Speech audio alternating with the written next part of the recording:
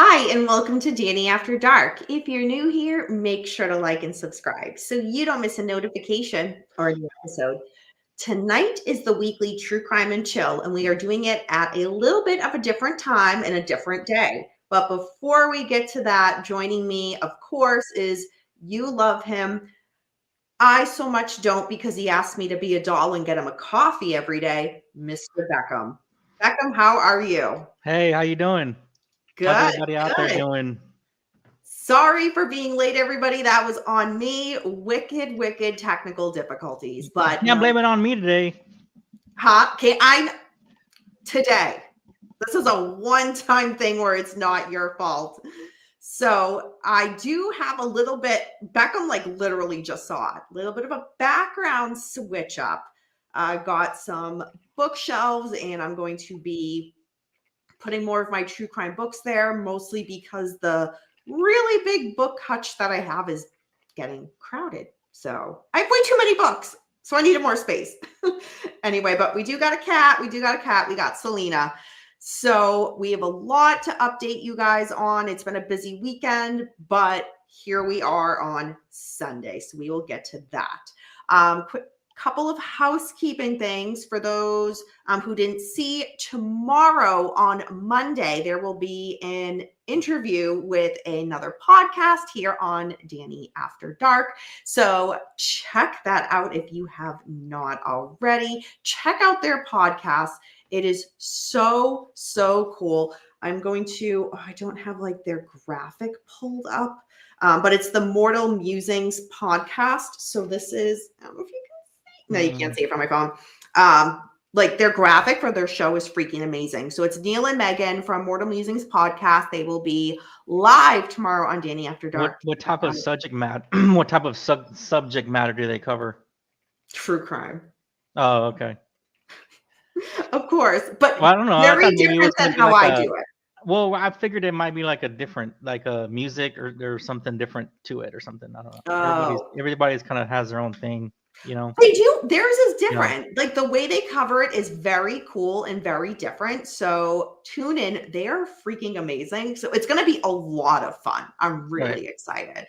And then next week, and I have not announced this yet. So sneak peek, if you are here today, he's in the chat.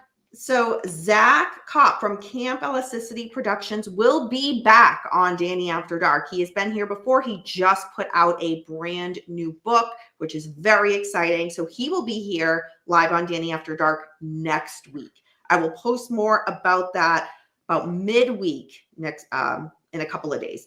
But I wanted to get through the other podcast one first. But yes, Zach will be back, and I'm very excited. It was great when he was on before, so I look forward to having him back on. So a lot of fun things going on here. All right, let's see who is here. Renee, welcome. Hey, Matilda. Renee. Thanks. Auntie Mimi is here. Auntie Mimi. Happy Tish, Sunday. Welcome. I'm obsessed with your avatar, Tish. I absolutely love it. Tony L, of course, Zach. Yeah, me. Yeah, us on New England. We got slammed with another snowstorm last night into this morning. So, yeah. Hey, we're going to be going through a cold winter air thing here in Texas this week. What's it going to get down to? It's going to be cold, man. Like 35, 32 degrees. That's yeah. That's cold for us, man. That's cold. That is cold for you. Yeah. Yes, that is very cold for you. For me, I'm like, that's warm for winter. That's warm. No, it's cold for us here. Thank you, man. Matilda. K-Dog, welcome. Karen Diamond says, love this. It's Monday morning here in Australia. Great way to start the day. Hello, mate. Awesome. Please don't do that. I don't want to alienate the Australian fan base because of you. Hey, but I was right, though. I was right, though. You got to admit it. Just like I was right about the red coats in your own town. Oh God! I will never let you live that down. I will never let you live that down. Yeah. We're gonna get it. I have a fun story for y'all in a second about Mr. Beckham. Chaos, welcome. Look at Renee, 75 and sunny. Nice. That snow is more like sludge. It's sloppy out there. Yeah. I drove a bit today, and yeah, you're right. It's like the rain is like melting it. And what's up, Chaos? So, fun fact about Mr. Beckham. So, again, Beckham being from Texas, a few years ago, you guys got hit very hard for your area. I will give you that. It was -2 degrees. What are you talking? It was below the meter. I haven't even told the story yet, and he's already fighting back because he knows. So anyway, they actually got some snow, which shut down their state, which for us, it's 3 like, feet. Or you guys aren't used to it. But foot. The thing is, so me and Paul from the Paulcast for Manson Saga, our co-host on that channel, we're used to really bad winters. Beckham, not so much. So Beckham decides to make the comment of like, since he had to like do a tap or a little light brush to get the snow off his tire, he's like, oh, now I know what you guys go through. Sorry, say what? Say what? Sometimes we get like over a foot of snow at once, and you had a dusting, and now you know what it's like. No, man. The thing was, no. You guys, y'all's power grid works to full capacity and holds your warm, air, your heat while you're home. No, this was like a Navy SEAL military operation training. Okay, you're talking about below zero, a foot of snow, and no power for days. Oh, it was horrific. I'm not like, dude. It was like, your comment of like, now I know what it's like to brush off my car. I didn't have like because I was single at the time. I didn't have like the best quilts. I just had a normal quilt, like we weren't prepared, or I wasn't prepared for it. So I was freezing my ass off in the dark with no power around you, and it's a different type of look when there's no power outside. Outside, it's apocalyptic. So it was weird. I will give you that. And then I just had winter jackets. You don't have snow brushes. I didn't have the right quilts, and I just staring at the wall for like 12 hours with no power and freezing my ass off, and just basically talking to myself because there was nothing else to do. Aww. Yeah, it was like not. You make it like sound like, oh, he had heater, he had heat, and he just went for a walk, and he had to like kick the snow off his boot. No, dude, it was like a freaking Navy SEAL like training, like a military training exercise that you had to survive. If you weren't such a pain in the ass, I'd feel bad. I would feel bad. But get out of here. Oh, look at that. It's like Beetlejuice. You say his name and there he is. Hi, Paul. Good to see you. Hey, Todd.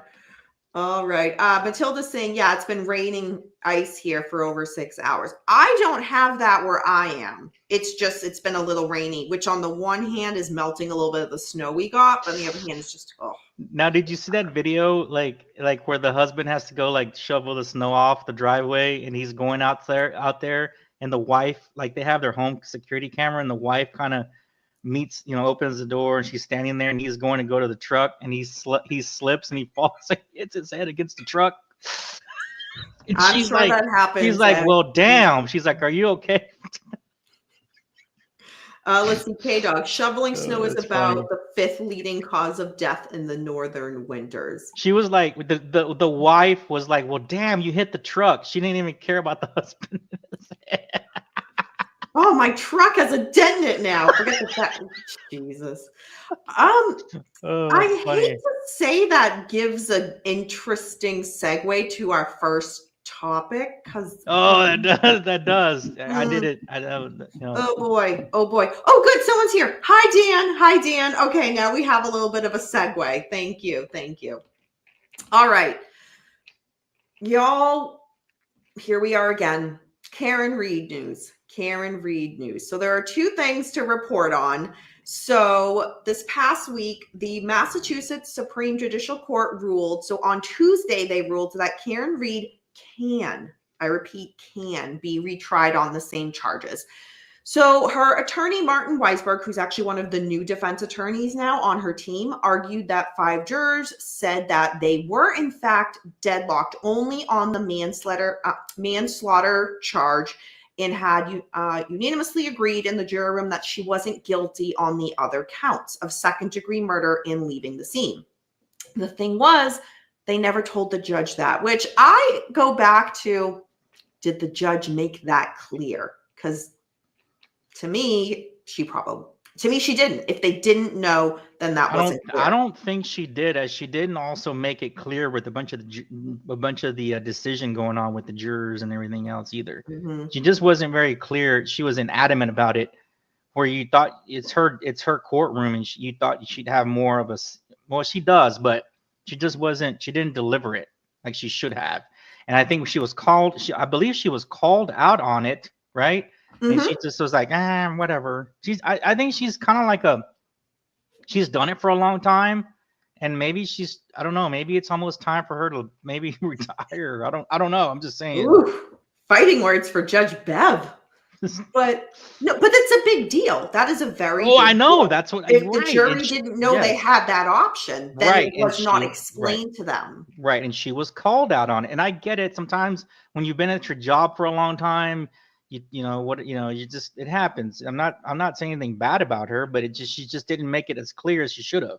Mm-hmm. And she was called out on it. So right. And attorney Weinberg argued in the appeal that trying Karen Reed again would ultimately be double jeopardy. He suggested that the court allow an evidentiary hearing where jurors could be asked whether they had reached a final verdict of not guilty on those charges. However, Chief Justice Kimberly Budd stated that allowing this would ultimately open the door for other defendants to argue a jury came to them and said, well, that's really not what happened, type of thing.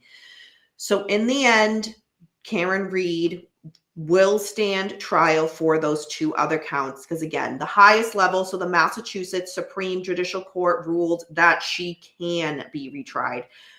A lot of us saw this coming, to be perfectly honest. We didn't expect them, at least I didn't, to throw those charges out. But nonetheless. It's murder 2, right? Mm-hmm. Or is it second degree? Right, okay. Yeah. First degree is premeditated. So at least it's not a premeditated murder. Okay. Right. So as of now, the retrial is set to begin on April 1st. But, and I saved the best in regards to the updated Karen Reed news for last. If you thought, hey, what else could be going on with that? Gee, we haven't heard from what's his name, Trooper Proctor, in some time. Oh, he is back. Beckham. When this hit the news, I was like, Beckham. Like, how? Oh my God, it frustrates. He still has a job.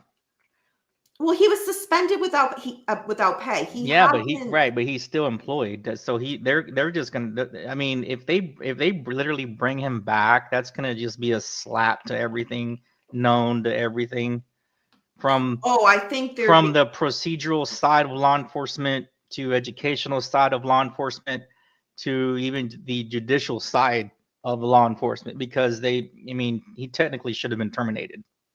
But he's part of a union, so that stuff like that takes. Do you think that matters right now? The U.S. government level. This case to delay it as much as it has. But quickly, Paul has a question. So Karen Reed has been charged with.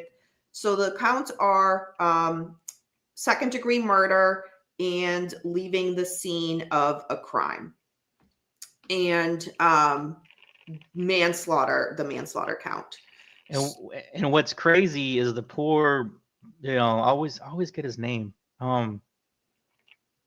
It's not even about the Officer John O'Keefe. Yeah, it's not even about him anymore. It's just turned into this big circus thing, man. This guy took in his nieces or niece and nephew. Yeah, he took in niece and nephew, man. I'm sure there's nothing bad been said about him at all. I'm not that I've ever heard nothing or said, and yet this thing, he's gotten lost in this whole thing, man. And for somebody, especially police officer living life the right way, and and taking in his niece and nephew.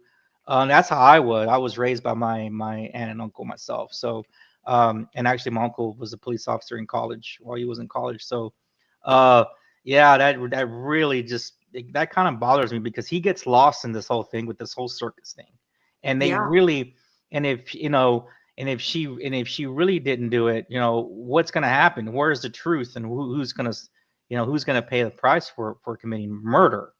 And I think we all know that answer. And that's unfortunate. Right. Yep. Yeah. Anyway, Hey sorry. Dog asks an interesting question. Can they bring in testimony from the first trial? Good I mean, question. everything's fair game. That's one of the things we talk about here on camera, but also talk about it off camera with Beckham. We've looped Paul into this now, and then of course the Liz is how is the prosecution gonna explain away like everything that happened from the first trial in regards to their lead investigator and how he handled this and what he said and so on and so forth?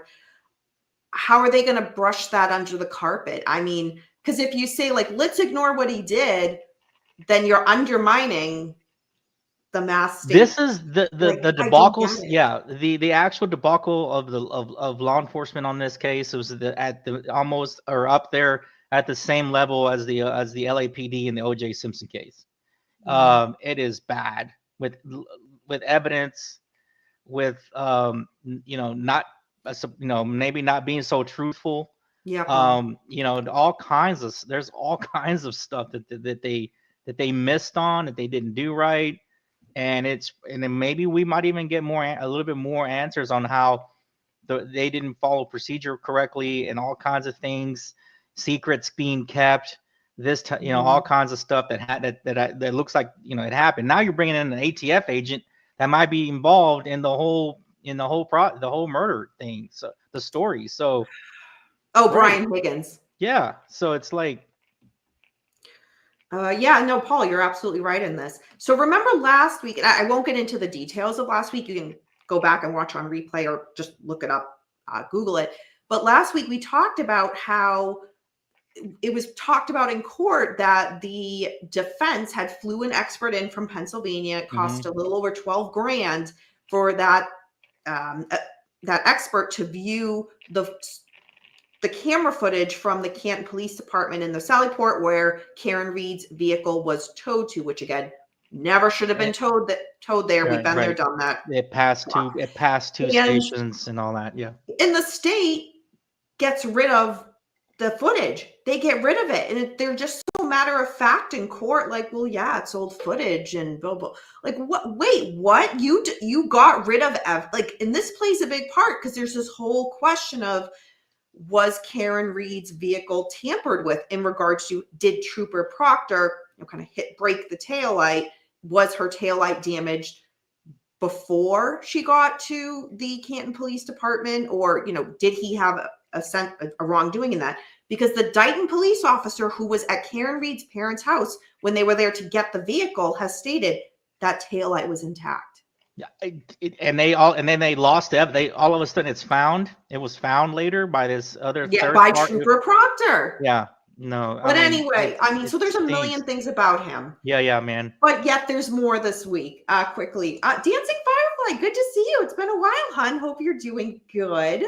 K-Dog, cops changing their stories and admitting it on the stand. Yeah.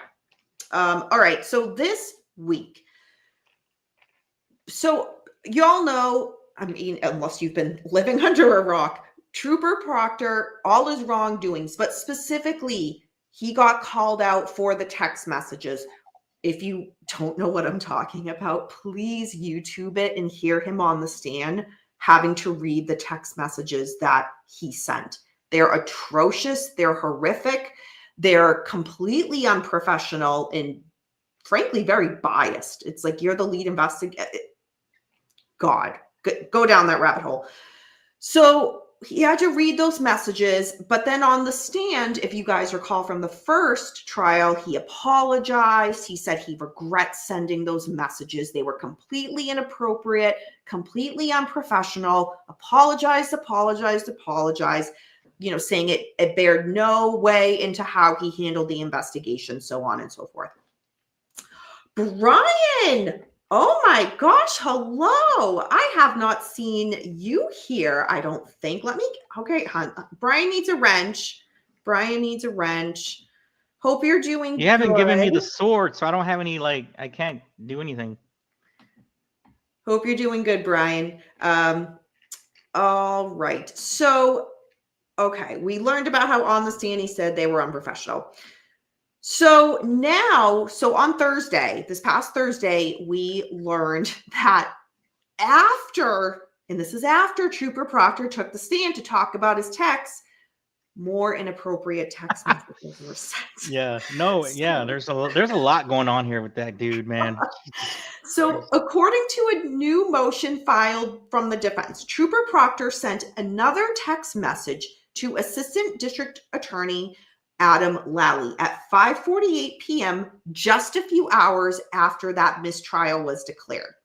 Trooper Proctor's messages to Assistant DA Lally said, quote, "Yeah, didn't watch that expletive. Jackson's closing for a good reason. Like all of us, the anticipation and anxiety of the verdict has us all on edge," end quote. So Karen's legal team is suggesting that this message is an example of, quote, impeachment evidence, end quote, which can be used to discredit a witness. The argument is based on the fact that this message indicates or gives reason to believe that Trooper Proctor may not have been abiding by the court's what's called I'm totally going to butcher this, sequestration order. That's pretty good. Yeah, that's not bad. Which is meant to keep witnesses from watching other parts of the trial. As a police officer, Trooper Proctor would have known this. So, quote, "This message implies that Mr. Proctor had been following the trial online and simply skipped the defense closing argument because he does not like attorney Alan Jackson," end quote. So that's a big deal because and I know the prosecutors will argue, the text message is being sent, it's being taken out of context or whatnot.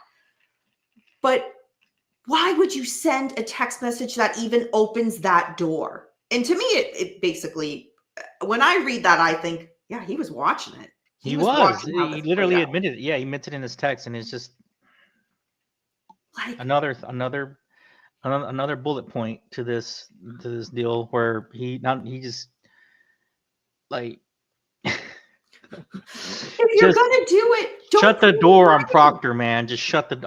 Dude, if I was part of the prosecution, I would literally send like a one of my low team members, right? Mm-hmm. Like go give him a first class letter and to tell him to stay away. Yeah. At this point, like first class stampage. I don't know what other formality you can do with this dude. I know, okay. Like you're sending somebody from your team to his home, knocking on the door, and presenting him with something to basically say stay away, like, or yeah. When that news information came out on Thursday, I sent it to y'all, like you and the Liz and Paul from Paulcast. I was like, oh my God. Like, not learning your lesson. Like, why would you even give an inkling? Like, even if he didn't watch the rest of the trial, which we all know he did, you just opened that door and you sent the text to DA Lally. He's still going to be part of the prosecution team. You've now roped him into this too. Why hasn't her defense team written the attorney general or the governor? I don't know. I'm not a legal expert by any way. So I don't understand. At this point, hey Capone. To me, they don't have. What? What's her name? The one that did the research, the search on the phone about the dead. Jen McCabe. Yeah, like. Look at Matilda. Lally could now be a witness.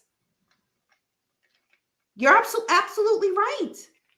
Like, it blows my mind. It blows my mind. And I hate to say a comment like, if you're going to do it, don't get caught. Like, I'm not trying to encourage bad behavior here, folks, but Proctor, you got in trouble for texting.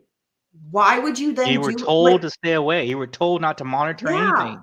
If And you, anything, call, which probably that would have been argued too, but at least then there's no evidence of what you no, sent. I just believe that he feels comfortable. He knows he's not getting paid right now. I mean, I know he's not getting he's without pay, but I think he's confident he's going to keep his position after this whole thing blows over. So he probably doesn't care. And if you have to, I would have thought they would have used him as an example to with termination, and to, and his boss something. To really put it out there that, hey, there's policies in check for a reason. Yeah. And not only the inappropriateness, but also you didn't do your job correctly. Like from collecting evidence and all of interviewing witnesses, you didn't do it correctly, not just with one thing, but several. It blows my mind. Blows my mind. Okay, I know I'm a little bit behind on the chat. So Brian comes from the Kiss My Axe channel. Welcome, and Brian. Also Wicked Moon's channel too. So let's see. Tish is saying on a scale of pure squirming, sheepness, I can't say that right, and cringe, Trooper Proctor is a 10 out of 10. How could he do anything but cop to it? Semantics my butt. That man is not doing Wordle at breakfast. I'm still like, Matilda, I'm giving you a star for that. Yeah. Imagine. Like, God. Let's see. Matilda saying it blows my mind that the jurors didn't have reasonable doubt after his testimony.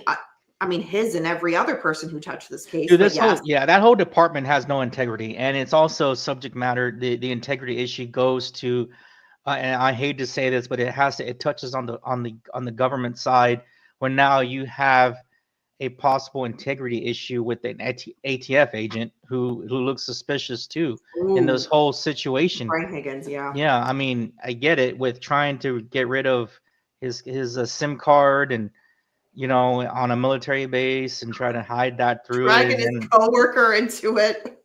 Yeah, well, not a coworker, his friend who's an right. IT Sorry, FBI analyst, right? So, who probably didn't know what he was doing. He was like, "Oh my God, why did you even have me do that?"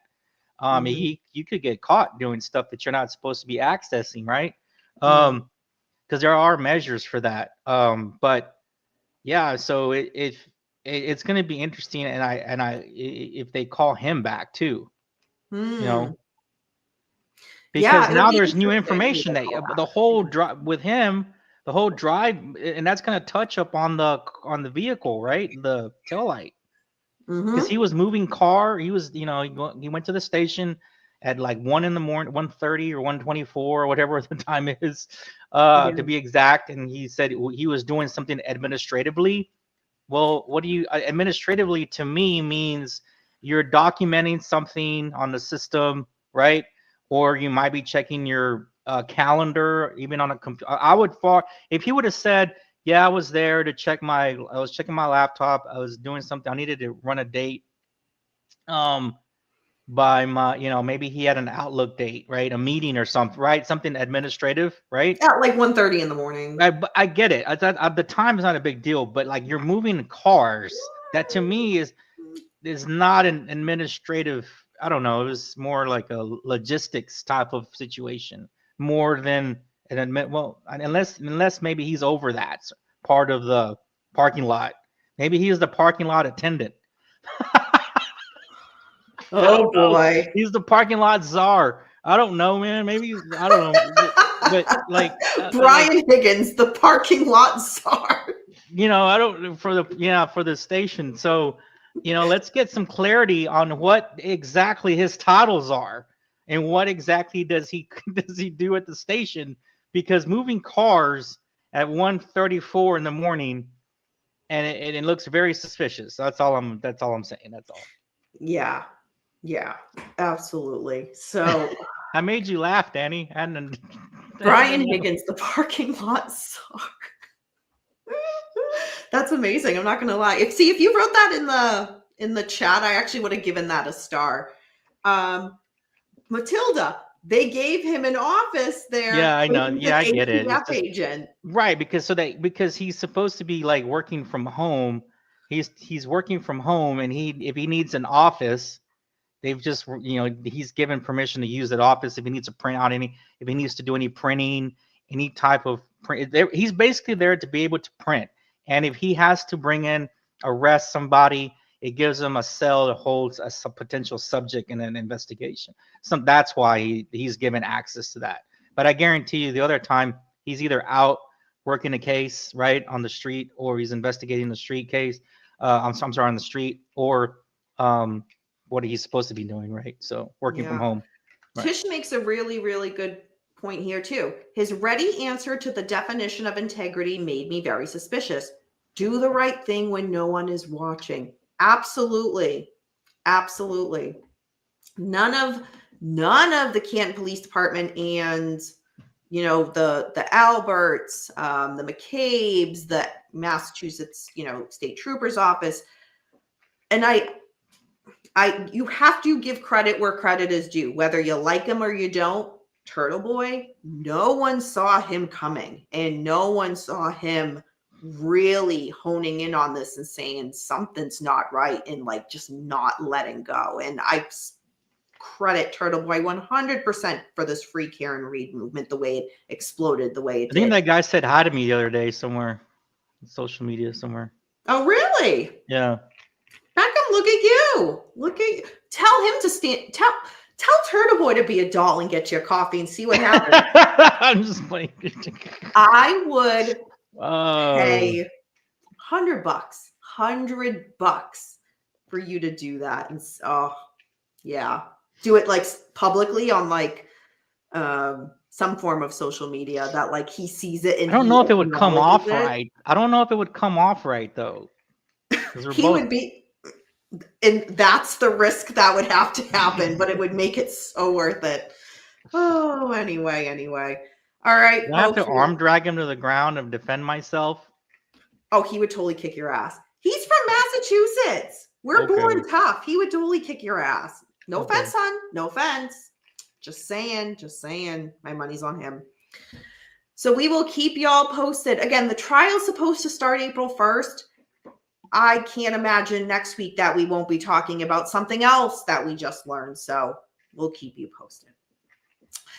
Next, and this is a controversial one where me and Beckham do not see eye to eye on this case. And if you're familiar with this already. No, take that. No. What? Brian It's not that Kohberger. we don't see it. It's just that, I'm not fully, what do you want to say? I'm not fully into the, I'm not fully clear. How do I put it? I'm not seeing eye to eye with what evidence they have when it comes to the suspectology and the victimology information. That's all. I'm not saying that, and I know you think he is guilty, right? Or but I know that you're like proven before and all that. But I don't know, man. This case just keeps getting stranger every week. Mm-hmm. Yeah, so Brian Kohberger is the man that has been charged in regards to the 4 Idaho college student murders. So, and me and Beckham do talk. I mean, we talk a lot about this stuff off camera and on camera with y'all. And I will say that the kind of more that's coming out, the more we hear, as much as I'm like, oh, I don't like Kohberger on this, could there be enough where a juror might say, yeah, there is reasonable doubt? And it just takes one. I do give that. All right. Yeah, just one. Yep. So, and if you're wondering, Danny, what the hell are y'all talking? All right, we got my other fat cat now. We got Tuka. So Tuka's here. So Brian Kohberger's attorneys at a recent hearing said that blood from 2 still unidentified men was found at the crime scene where the 4 college students were murdered. At the pretrial hearing last month, his attorneys revealed that detectives found blood at the crime scene that does not belong to Brian Kohberger.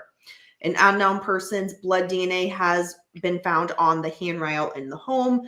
Keep in mind, y'all, the home was torn down. That was something me and Beckham have talked about for a while, but nonetheless, it's gone. The home is gone. So investigators found another unidentified blood sample on a glove that was found right outside the home. So Brian's defense team brought this mysterious evidence to court to argue for his arrest warrants to be thrown out. They said the mystery DNA proves that Brian might not be related to the crime at all, also claiming that the omission should disqualify some evidence obtained in the warrant from trial. So arguing the probable cause for the warrants was determined because detectives initially left that out. So they left out conflicting information, is what his attorneys are trying to say. The prosecutors did not dispute the DNA findings. The judge determined probable cause for the warrant based on the crucial item from the crime scene was warranted. So in the end, the judge determined, yes, there was probable cause for the warrant against Brian Kohberger. But nonetheless, now we as the public are aware that there's other DNA that is and blood DNA. Yeah, straight up blood. Yeah, like not something that you would normally have. Normal, from so basically where my mind is now. So was this a team hit? Was this a hit squad? Did he have help? Brian Kohberger? Yeah. Or that he was a part of this, or maybe there was others. Right. There's three scenarios here. There's the whole by himself is that's like the percentage of that to me is really low now. So it's either he's like didn't do it, he just got caught up in it, or they're a hit squad or something, or he had help and he was involved with two other males. So, okay, a few things in the chat. So I'm just picturing like percentages, right? Percentages go up, and then down by himself. I mean, now you have this blood evidence that you wouldn't have had there when, if it hadn't happened. Mm-hmm. So K-Dog says, and that's an excellent point, at the crime scene is a broad term. You're absolutely right. You're absolutely right on that. We'll hear exactly where they probably got it from. All these cases are going crazy long. Yes. So Todd, thank you. I was going to bring that up. The knife sheath. For me, I can't get over Brian Kohberger's DNA on the knife sheath that was found underneath one of the victims. To me, it's if that was like one of the other. Where's the weapon though? Where's the weapon? Brian Kohberger's was found somewhere else in the house. That's one thing. Yeah, but there still is no weapon though to that's supposedly attached to that. Sorry, say that again, Beckham. Where's the weapon that's supposed to be attached to it? We're never going to find it. I hear you. We know he drove in the dark without a cell phone. I mean, the area that he drove on, he was stargazing. Secluded. That could have been buried along the side of a road. That's never going to be stargazing. Calm down, Danny. Okay, you brought it up. Stargazing on a night that there were no stars. It was proven it was cloudy. There were no stars. So I love looking at stars. Do I? I get it. You gotta be able to see them. It can't be. I get it. But what's going to end up happening is when this trial starts, the victimology, they're going to get attacked. They are. And it's gonna come out. I'm telling you, I've already done the deep dive a little bit, but I'm not gonna go there. I love where you're like, I deep dove. Well, let me reel it in a little bit. A little bit, because I didn't want. You're like, I dipped my toe. No, I was just like, oh my god, this is a whole drug dealing thing. You're talking federal level. You're talking cross states. You're talking all the way to Arizona, where there's a massive drug cartel. Cartels are there. Now the military's fighting the cartels. I mean, anyway, so so I stopped. I was like, no, I don't want to go another one. This was after I did the whole Diddy. This was right after I had done that whole Diddy deep dive. Remember that? So it was Oh like, boy. so I was like, no, I'm done. I'm gonna stop, man. I'll let this one just happen, whatever, in the court, right? But that was before this new evidence with the DNA with the two other people. So Mhm. had I had that knowledge back then, I probably would have just stuck it out and really gone it, because this thing is connected. Or if what I saw has any minimal truth to it, that they're gonna destroy the victimology in this, man, because if they bring in the potential drug dealing into this and what it could have really been about, then you're gonna see this guy get off. You just are. I'm just telling you that right now. I hear what you're saying. If they go that route, I don't know if they're gonna go. I'm just saying if they were to go In that. every case, they go after the victims. Yeah. Every Well, I'm case. just So I'm saying, yeah. expecting nothing different than with Yeah, this but I case. mean, at the same time, for a fact, there's a lot of questionable information with the victim. I'm sorry, with the survivors. I'm sorry, not the victim, with the survivors that does not add up. There's so many circumstances that don't gel. The timeline's off. Everything is just a yeah. So A that's lot what of I'm people talking. have questioned the two survivors Yes, from day right, and one. it's just right. So, and if they don't really go after the victim, the victims, they're gonna go after them for sure. They're gonna get shredded. They're gonna Mhm. get shredded. You watch. And it's now with this two people DNA that they found there. I mean, I would not be surprised. I don't know. I'm not saying he will. I just wouldn't be shocked. And then if he down the road, for some reason, they don't get it. They don't have him For as the reasonable doubt. right. Exactly. K-Dog saying in regards to the weapon, he ditched it. And if Todd he, is saying a sudden trip to his parents' house in the Poconos. K-Dog also asked, where was the blood found? How old was it? Could have been blood from weeks before. Those are all in. we don't know any of that yet. Yeah, we don't. Yeah.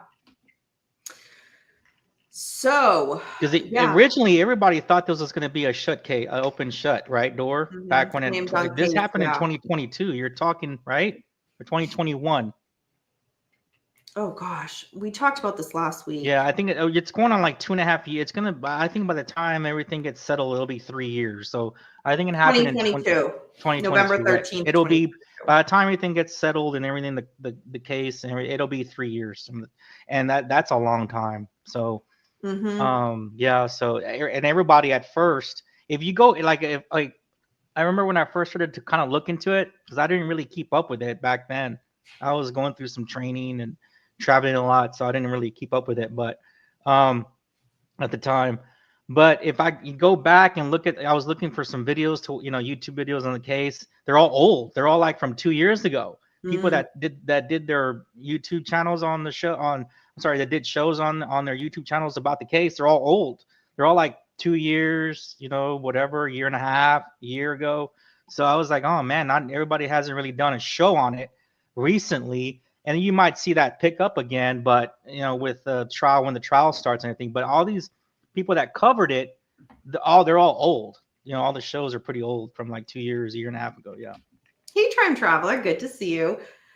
K-Dog's saying that could backfire if the survivors seem credible to the jury. Yeah, K-Dog's right.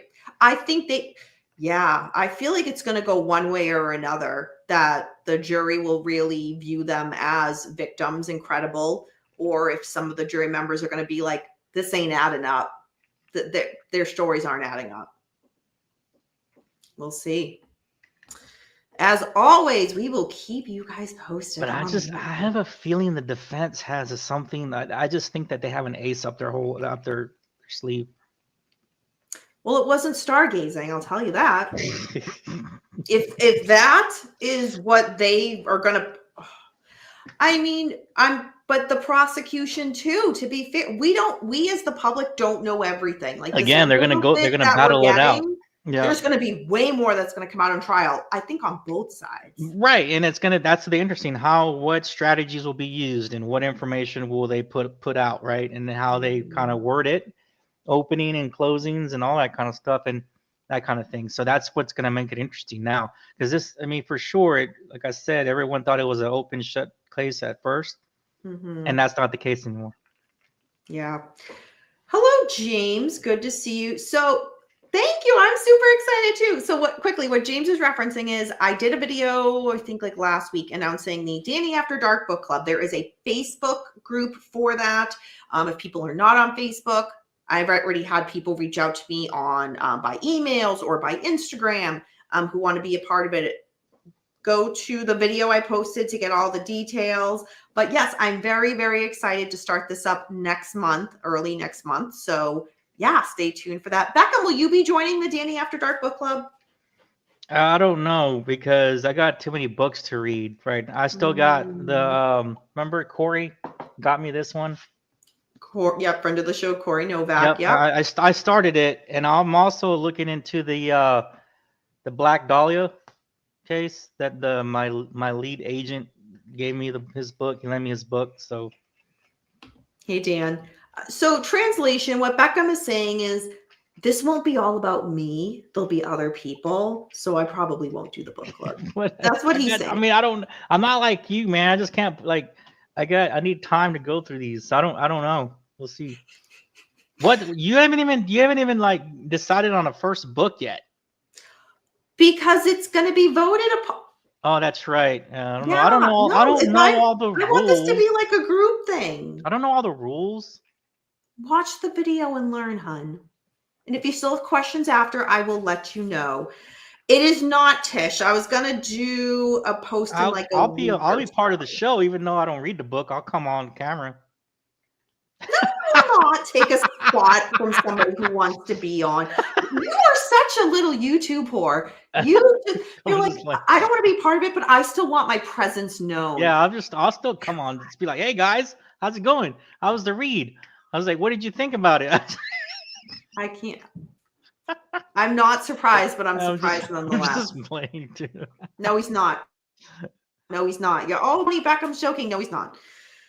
All right, let's move on to one that I think Beckham doesn't believe. And it was, I know some of y'all in chat are going to be like, Danny, come on. Jack I can't be on TikTok, dude. It's a Chinese program. We're supposed to not be on there. So Jack the Ripper, if you believe it, we have just learned that the true identity of Jack the Ripper may finally be officially confirmed through DNA samples. So keep in mind, it has been more than 130 years since serial killer Jack the Ripper committed his crimes in East London. To this day, his true identity has yet to be revealed. Until now. Researchers investigating the case are stating that Aaron Kosminski is the one to be held responsible for the crimes. He was a Polish immigrant who was the prime suspect, but never charged with the crimes, and he died in 1919. In 2019, a DNA sample taken from a shawl found at the murder scene of victim Catherine Eddowes had its mitochondrial DNA compared to a sample given by one of Aaron's living relatives, and it was found to be a 100% match. Catherine's living relative, Karen Miller, has called for further action to officially confirm these findings and to legally hold Aaron responsible for the murders. On the flip side of this, some experts have cautioned against inferring a conclusive answer from the DNA testing, the reason being the type of material that was tested, arguing that mitochondrial DNA analysis is only capable of confirming if two DNA samples are related to one another. Quote, based on mitochondrial DNA, one can only exclude a suspect, end quote. So, with the little bit we've heard, do you think, Beckham, that Jack the Ripper may finally be solved? Okay, so I'm having issue. Okay, so and I touched up on this was a good segue from the Black Dahlia because that's a famous case, right? Mm-hmm. I know a lot of you guys have studied. I'm new to it. I've never looked at it, whatever. So what it's the whole thing with me is the way that the bodies were, laid out, I guess, how you want to put it, right? Mm-hmm. There was a scientific medical aspect to the murders on the victims of Jack the Ripper and also the Black Dahlia, I believe, right? There was some sort of like you had to have the person would have had some medical training. Exactly. So I don't know, right. Yeah. So like, I mean, I don't know because they're talking about that this guy that they named was a barber. So how would he have been? How would he have known what to do? You know, and that's where it sticks me, and it also is sticking me with the Black Dahlia case because there's so many people. There was like 100 possible suspects in that one, but yeah, I don't know, man. A barber doesn't have the, I don't know, but you never know. So Yeah, no, you're right. You do never know. And am I saying this 100% confirms who it was? I think it'd be a little too easy to do that. I mean, there's been people who have been studying this case for decades who, okay, my cat's making a lot of noise in the corner, so my apologies. But yeah, I don't know. I don't know. just like you with the whole knife thingy with the, what's his name? With the what do you call it? With the I don't know what demon, you're referring to. Kohlberger, just with his Oh, finger. Brian Koberger. Yeah, just with his thing on the, what do you call it? The scarf. Oh, the knife sheath. Yeah, that like you can't let that go. I can't let the whole medical training to the murders aspect to it. I can't. I can't. It's not like the murders are just like common stabbing or that kind of thing, right? Or Mhm. normal type of murder, right? So there was almost a, how do you pull it? What do you call it when a serial killer leaves their mark? There's Oh, what's the word? and theirs is through the medical side of training of Oh, it. that's bothering me. Yeah, I there's know a what you term mean. for it, but that's how they left their mark. And that's something that of course, you study serial killers, that's something that they really thrive on, that energy that they're leaving behind, that force that kind of Calling culminate. card. Thank you, Yeah, well, Dan. yeah, that kind of Or culminates like over MO. Yeah. their what they've done, right? And all, Hmm. so it's you had, to me, those two cases are similar in the fact that there was some sort of medical training aspect to the actual murders. So James here is saying, I'm obsessed with Jack the Ripper. I've been on so many tours. Oh What does wow, really? not okay, super jealous. I've never been to London, I know. but I'm super jealous. I want That'd that. be really cool. What does not add up to me is, quote, from a shawl found nearby, end quote. I always lose stuff on a night out. That's an excellent point, James. There you go. Maybe Kohlberger was wearing a scarf, man. I don't know. Oh, Maybe Jesus. he had it on his pocket. Wanted to look cool. Because aren't there like bars around? Maybe he wanted to look. Maybe he was trying to go for the French look. Signature. Yes, Firefly. There you That's go. the Signature. word. Right. Yeah. There's signature Signature. calling. Right. I'm sorry. There's signature calling. Both of them are very, very similar in the medical aspect of their killings. Very similar. Oh, you're getting called out. Beckham has never been to a barber's in Whitechapel if he thinks those barbers could not gut you Oh like a man. Yeah. fish. Right. Yeah. Okay, I have to add. I have to add. Then So make it make sense, James, for make it for make for us in the chat.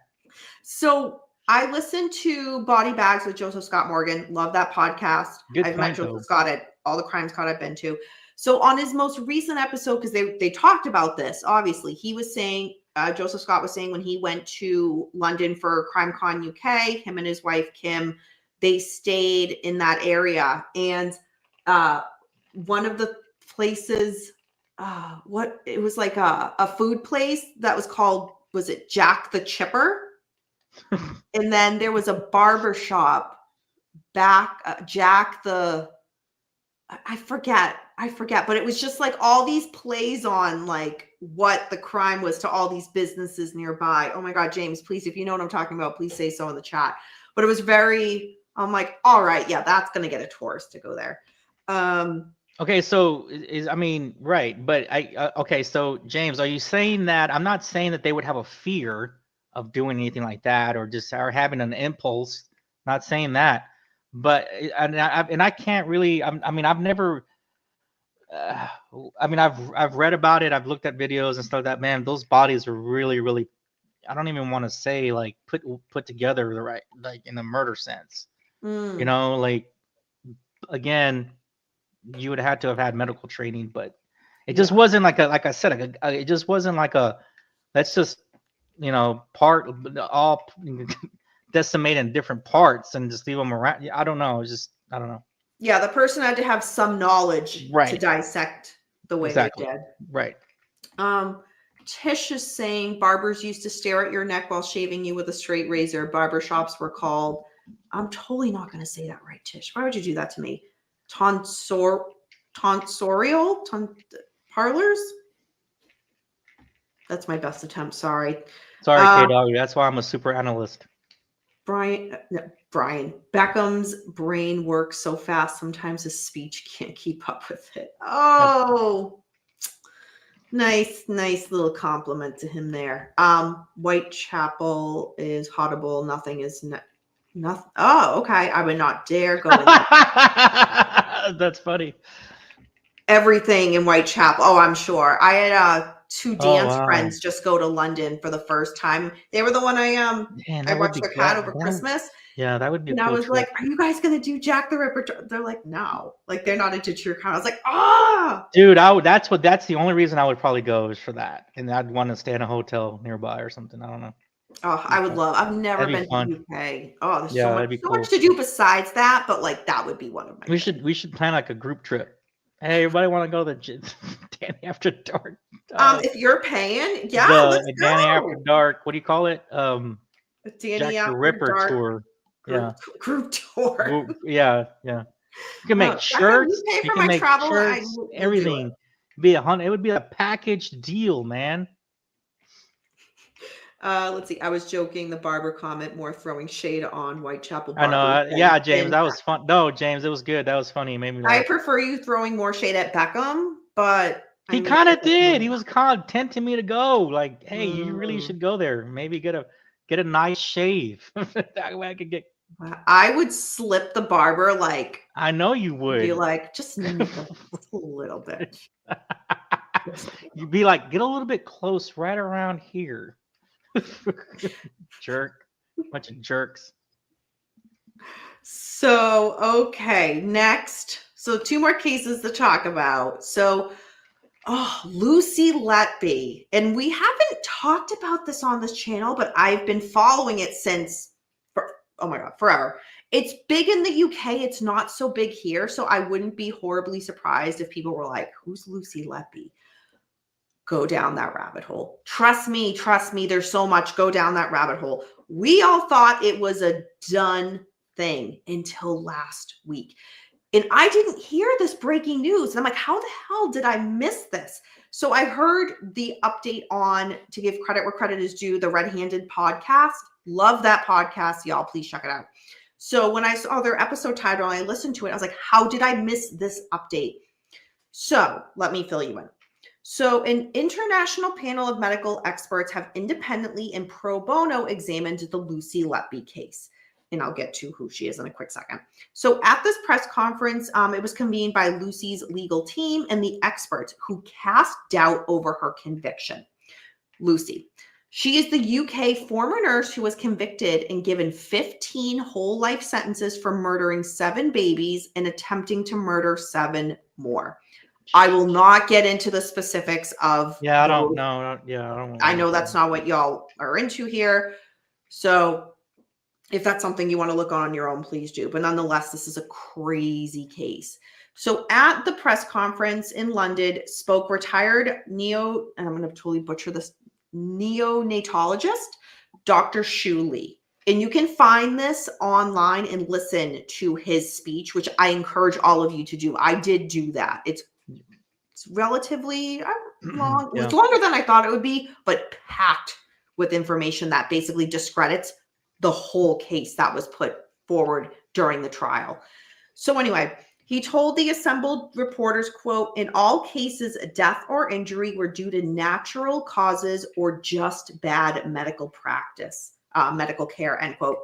So he's the author of a key paper on air embolisms. And this was one of the methods that Lucy was accused of using to kill babies. This is what the prosecution had keyed on as the main evidence during her trial. Dr. Lee is also claiming that the paper's findings were misinterpreted at the trial and that a newly updated version of the article would help actually exonerate Lucy. All the medical experts that reviewed this case independently are truly the best in the world. There was, I think, 1 or 2 from Boston Children's Hospital. I mean, so Massachusetts got involved in this. And Boston, Massachusetts Hospital is one of, like, I hate to toot our own horn, but Massachusetts, Boston has some of the best medical care in the entire country here in the US. So when I heard that some of our experts were on this, I'm like, okay, all right. So they reviewed each child's case and stated that not one of them showed murder. In fact, all of them died of other causes that the hospital staff caused. So they went in detail saying that some of the medical experts here at this hospital where these babies were not trained properly, were not medically qualified with the experience really needed to care for these neonatal babies. And there was also the environmental factors here. Like, for example, the water supply there at this hospital was infected and it was trying to be, I don't know what the word is, but brought back into compliance. I don't know. Like here, it would be called differently than it would be in the States. But yeah, here in the UK, like the water was tainted. It was infected, yet it was still being used as hospital water for these, again, neonatal babies who are very compromised. So an example that the doctor gave is, and this happened in several of the babies, is the staff inserted IVs incorrectly. So for example, the IV would go past, like it went through the vein and into the tissue, and then blood clots would occur. And this would lead to a lot of the deaths. Again, that's poor training. That's medical error because of the staff, not because of Lucy in this case. And quick reminder for those who watched her trial, there was never a witness who could confirm that they saw Lucy harming any of the babies that she was convicted of murdering. No one saw her perform actions that would have constituted the attempted murders of 7 others. There were hospital staff who actually, so coworkers of hers that wanted to testify on her behalf, but the hospital told them no. Like, don't do that. So, why? Why? Because you want a scapegoat. It's also being stated that the prosecution used statistics alongside medical evidence to convict Lucy, but that those statistics were actually completely incorrect. So, for example, a chart the prosecution showed was that Lucy was on duty every single time one of these crimes occurred. However, then it also made it seem like none of the other nursing staff were there. However, Lucy's column was the only one full of, they say crosses, but a check mark or an X or something. And at any of these events that she was not present, she would have not been charged. Okay, the way I worded it here is weird in my notes. But basically there were other deaths or other, just horrible acts that happened, babies passing away, and she wasn't on the schedule that night. But of course they left those out to show, like, look, every time there was a death, look, she's on duty. But other deaths that happened and she wasn't on duty, they just totally didn't even bring that in. So again, presenting incorrect or misinterpreted. I don't know. Y'all know what I'm saying. Hey, Shelly, good to see you.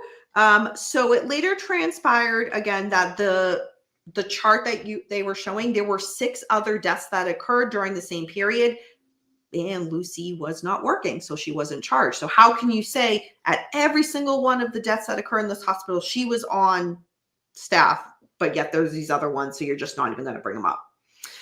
And the jury was not told about those either. That's the thing too. So they weren't aware that there was these other deaths that happened and Lucy wasn't on duty. So all they were being presented with is, see, when this is happening, she's there. She's the common denominator.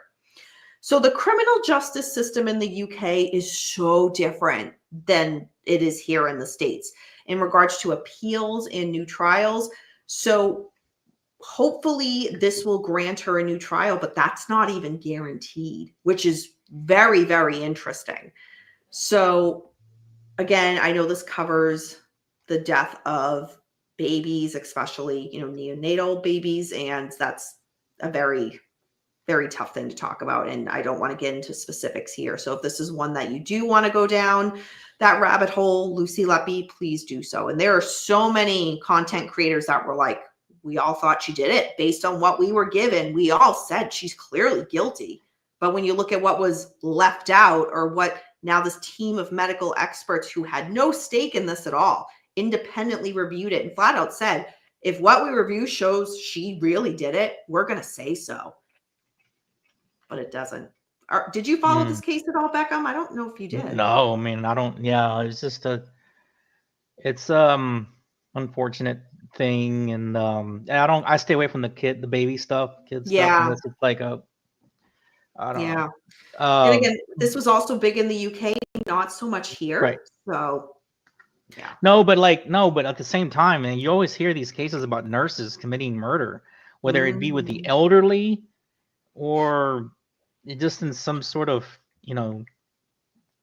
age criteria for them or whatever access I've seen some hospice nurses go to prison for, like, I guess it makes them, I don't know, man, or not necessarily hospice, but like nurses that, are home visitors or home nurses. Like visiting travel. Right. Yeah. So that they've been, convicted of murder and things like that. And wherever their headspace is, it's almost like they feel they've been given this presence of all being and all knowing, and they can control that, right? Or something. I don't, Yeah, it's power over who lives and who dies. Right. So, and it's unfortunate if this is true and everything comes out, that of course their age was for the baby, with babies. So, but you see that sometimes with these nurses that, get caught, so it's either a specific area of expertise within medical field, or an age bracket, I guess, if you want to say bracket or something, Yeah. And they're known as angels of death. Right. And I actually covered a few of them, a few cases of those. Yeah. So yeah, I've actually had conversations with I would say like 2 or 3 nurses before, just kind of like winging it, and some and I'll act like, oh wow, that's great, I'll be like, oh great, oh that's cool or whatever, but they've been weird. I won't go into detail on. I'll tell you off camera, but or off show, but like I've had instances with 2 or 3 of them where, like, the conversation, what they were telling me about stuff was weird. It was odd, like, and then one of them I came to find out was terminated and lost a license later on. Yeah, so it's like, so it can be kind of odd and creepy if you ever get to conversations with some of these nurses. Yeah, I'm not saying all. I'm just saying I've had my right. I've had a couple conversations like that. And matter of fact, like I said, one of them was terminated and lost the license.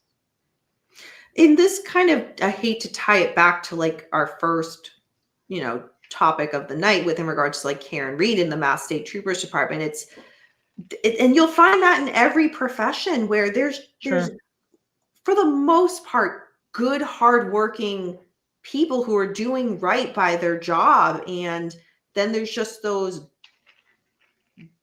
bad, I hate to say bad apples, and they just make everybody look bad. So, Trekker, I didn't know you went to high school with John Cena. I did not go to high school with John I saw Cena. that. I met him when I was in high school. Yeah. Yeah, I posted a few pictures of me with John Cena because we talked about wrestling last week and how I was a hardcore. So I guess you had to see him to take the. I guess you had to see him to take the picture. The amount of messages from people are like the Cena jokes. Oh, I can't. I'm like, oh, stop, just stop. Like, come on. Hey, Is Danny, she how come clear? he Can you wasn't match her invisible in the shorts? picture? Beckham, I swear to God. If she's innocent, no one will want her to. You're right, James. You're absolutely right in this. If she is cleared, there will still be some people that will either think in the back of their mind, I still think she did it. I still think now she's getting away with murder. Or there will be some people saying, I know she was cleared, but I don't want her caring for me or my family. You're absolutely right, James. Yeah. So, all right, last case of the night, folks. And it is another New England one, and it does involve Judge Bev. So Judge Bev is back, Beckham. So Penelope McGee. So I didn't hear about this. It flew under my radar until one of my coworkers mentioned, like, oh, have you heard about this? And I'm like, Is this a no. Boston case? Oh God. New England, Rhode Island Oh but it no. was tried in Massachusetts and Judge Bev was the preceding judge. Oh, gotcha. Yeah. So Penelope Penny McGee. So she was found not guilty after standing trial for the death of her ex-husband. So I'll read the specifics, but basically everybody here was like, yeah, this woman is on trial because she got in an argument with her ex-husband and he died of a heart attack, and now she's being brought up on murder charges. And it's like, wait, what? But let's reel it back. So Penny is a native Rhode Island woman who had been on trial in Massachusetts for the past 2 weeks for the death of her ex-husband. And she was found not guilty by Judge Bev Canoni this past Wednesday. So Judge Bev stated her decision immediately after closing arguments. And this is because Penny actually waived her right to a jury. So she wanted just to have a judge determine if she was guilty or not guilty. So the case. Penny and her ex-husband got into a major argument and physical altercation at his home in January 2020. Their daughter had witnessed the fight and testified that Penny was the aggressor against her ex-husband. The ex-husband is Andrew, and I'm totally going to butcher his last name, Savitis. So the daughter called her mother's behavior, quote, frantic, erratic, and angry, end quote. In the opening argument, the prosecution said that the daughter, known as Zuzi, heard her parents arguing that night when her mother came to the house, and she could hear yelling and screaming. And when she went downstairs, she could see that her parents were in an argument. Quote, she heard something break, which we later found out the court will find out was a ceramic bowl. You'll see pictures of that broken bowl that Zuzi is going to tell you she heard something break. She went back upstairs to get her phone to call 911, end quote. They also said that she was going to, when she went to her bedroom to get the phone to call 911, she was coming down the stairs. She could see her parents arguing in that hallway at the end of the stairs towards the front door. Quote, and she saw her mother hitting and shoving her father against a wall where there was a sliding closet. And you're going to hear the 911 call, Your Honor. You're going to hear Zuzi telling her parents to stop, end quote. In the middle of the phone call, Zuzi's was going to tell the jury, or Judge Bev, that she heard her father and then saw her father collapse to the ground. And then Penny started trying to give him CPR. Zuzi was calling the ambulance saying, come quickly. During cross-examination, however, the state's case completely unraveled and it never recovered over the next few days of the trial.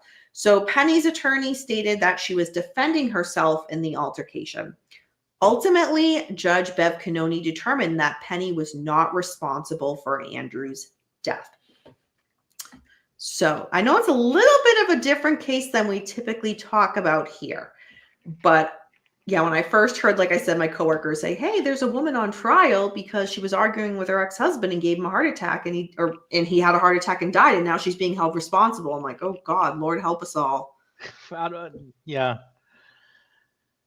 Yeah. So I just love that once again, like in Massachusetts and in the Commonwealth and the New England area, so many things are tied to each other, and it had Judge Bev from the Karen Reed trial. Right. Again, again, I'd have to research her, but it just seems like she's used a lot in a lot of these cases, and Mm-hmm. maybe it wasn't her best moment with the Reed one, you know, Mm, and that because that was a really critical issue. I'm not gonna say mm. error or anything like that. I mean, some would call it that, but I'm gonna keep it respectful. But it was a very critical issue. So I'm sure that, and sometimes, man, judges get burnt. You know, I'm pretty sure they get burned out, and it's just the whole atrocity of it all, having to do with Proctor and the whole thing. Because I know that she seemed very agitated with Proctor too, with the like, you know, with when he was on the stand, and she was probably just like, how did this guy get this job? I was almost to that point, right? Yeah. Because that's when I came into it. I came into it when Proctor was on the stand, and Oh, what a time to I come was like, into it. what? I know. I was like, what? Like, I was like, where I'd be working. I'm like listening. I'm like, whoa. Dude. I'm like, what? And you could hear the agitation in her tone, right? And so it's just, I mean, that case, it is what it is. But I'm sure that the next go around will be everything will be a lot more crisp, and Mm, you'll be able to put a bow on it yeah. to end everything. So But you make an excellent point because this was a trial where I can't recall any other trial that she was like there was a camera in the courtroom and she was on display as much as she was in yeah, as in right, this Karen right, Reed yes, trial. So, I know we're only getting a snapshot of, how many cases she sees in front of her for a oh day in yeah, her right, career, of course, but yeah, she didn't look like she came off a lot of the time as very annoyed and very sure, snappy with yeah. yeah, so she wasn't in the best light, but Right. It wasn't her yeah. best. Like I said, sometimes we all have those moments. It wasn't her best one, and like I said, the next go around will be more crisp, and you could put a bow on it. It'll be a thing, you know. Mhm. And it's the magnitude of what this case has turned into. You know, another reason. You know, like if you go back and look at something like the OJ trial, the judge that they put in there, he knew what was going to be expected. He knew what was going to happen. He liked the camera action. They put the right guy in there, you know, for that. He was prepared basically, right? And I Yeah. just think that a lot of the stuff that she might have been like on the fence with it, right? But at the same time, she's like, what is wrong with these with these witnesses? I guarantee you, she thought like, "Who is this Proctor jerk off, and how does he even have a job?" I guarantee you, she thought that. Well, she wouldn't be alone in that because I think I guarantee you that crossed her mind, dude. everybody who watched this trial thought that, Yeah, probably right, except him and his little core group of right. people, I'm just so yeah. Just anyway. So just a lot of the little mishaps that the mhm. prosecution was putting forward, forward. Anyway, you can't blame her, man. At the same time, she's adjusted. She's gonna have to. She's adjusted, right? Mhm. She'll be it'll be good to go next time around. Those are very big words. Those are very big words. We'll see how it goes. So, all right, everybody, that is it for this week's True Crime and Chill. Thank you for, tuning in. For those of you who were here, again, we typically don't ever do Sunday nights, but just the way the weekend worked out. And so, yeah, yours truly, on Valentine's did what Danny After Dark does best, and I went to an axe throwing place. It was so fun. So fun. Beckham got to see a little bit of my skills. Don't So, I got to see your little bit of skill set and also your other mm, side of it. mm, yeah, well, if Beckham gets out of line, I did all right. I did all right. All right. K Dog is actually saying, answering Beckham from last week, since more evidence has been released, I 95% believe the DC crash was an unfortunate accident. Oh, okay. Mm. Took me a second to I read that as like I-95, as in like the Um highway. I was like, I-95, what? yeah, yeah, I don't know. A lot of pilots have said that it's really difficult to go through there, especially from the military side of it. Like there's just there's a lot of traffic, and it's not You know, and it's unfortunate because, like I said, we all have our moments, and if that pilot error, that one unfortunately cost them their lives, or I'm sorry, cost a lot of lives. I'm sorry. Yeah. Yeah. Thank you. Okay, I have to address this. Tish. So this was her first live show with Mr. Beckham. Oh Tish, man, you didn't I'm so tell me you had sorry. some new I hope you come people back. watching, dude. Oh my Tish, I'm very God. curious what your thoughts now on a live show with Beckham. I was gonna tell you. Well, hey, speaking of Karen Reed, at least you got another crack at Yannetti. Oh, But David did I say Yannetti. his name right? Yes. Okay. So the Liz made that little I posted on the show's Instagram page and Facebook page. So if you guys have not seen it, Thank you, look Tish. there. The Liz made this little like Valentine's Day, like, oh, David Yannetti. Oh, what a babe. What a babe. I didn't He even. was the eye She candy the did a whole Commonwealth did post. not know it. We didn't know it needed, but we do. The only reason I remember Jackson is because he's the whole country singer name, Alan Jackson. That's how I. Thank you, Matilda. That's why I remember Jackson, right? At first I thought you had a thing for Jackson, but you're like, no, it's the other guy, and I was like, who's the other guy? Who's the other guy? Well, Judge Bev did not like Alan Jackson. Let's be real. Yeah, maybe that's where that. But hey, maybe. Thank you, Thank you. Tish. Look at That's that. where that maybe dynamic. That's where that came from. Was like the other guy, Yannetti.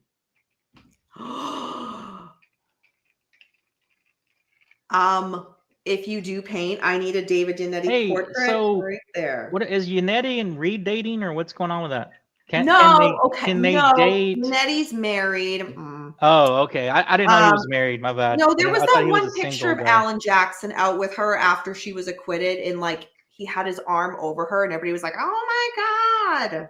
I mean, yeah. Let's not slut shame people. Like, no, I'm not saying it in a. No, I'm not saying you are, but like society did when they saw that picture, and it's like, yeah. I just thought the guy. I thought he was like. I just thought he was single. Yeah, I didn't know, or maybe divorced or something. Well, I mean, David Yannetti, if you're watching this episode, shoot me an email or. You've already been to the office building.